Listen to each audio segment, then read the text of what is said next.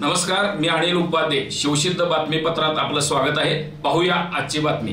Hotel Sagarika बारमध्ये पिलेल्या दारूचे bill मागितल्यावरून मोडशिंगी इथल्या आदित्य राजेंद्र वळकुंदे, ओंकार दीपक शिंदे, विजय संजय शिंगाडे याच्यासह आणखी 6 जणांनी हॉटेलची मोडतोड करत, कामगारांना मारहाण करत इतर गिरायकांना फुकट दारू वाटप करून प्रचंड दहशत माजवल्याप्रकरणी आदित्य राजेंद्र वळकुंदे, ओंकार दीपक शिंदे या दोघांना अटक केली असून विजय संजय शिंगाडे याच्यासह 6 जण फरारी आहेत. याबाबत अधिक माहिती अशी की कोल्हापूर सांगली महामार्गावरील अतिग्रे गावच्या हद्दीत असणारे हॉटेल सागरिका आणि बारमध्ये आदित्य राजेंद्र वळकुंदे, ओंकार दीपक शिंदे, विजय संजय शिंगाडे यांच्यासह 6 जण 2 दिवसापूर्वी दारू पिण्यासाठी आले होते.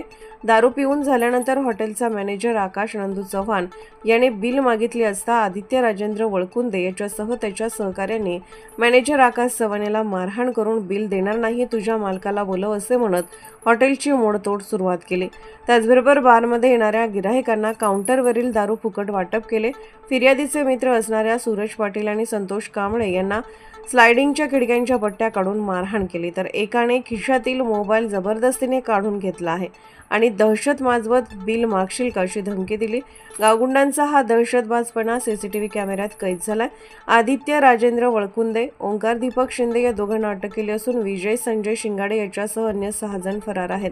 या संशयित आरोपीवर आणखी काही गुन्हे दाखल आहेत का याचा तपास पोलिसांनी करावा अशी मागणी होत असून हातकणंगले तालुक्यामध्ये हॉटेलमध्ये फुकट खाऊन तोडफोड करणे, मोबाईल, पैसे लुटणे असे प्रकार सर्रास होत असून पोलीस मात्र कडक कारवाई करण्याकडे धजावत नाहीत. त्यामुळे अशा गावगुंडांचे फावले असून अशा घटनांत वाढच होत राहिली आहे.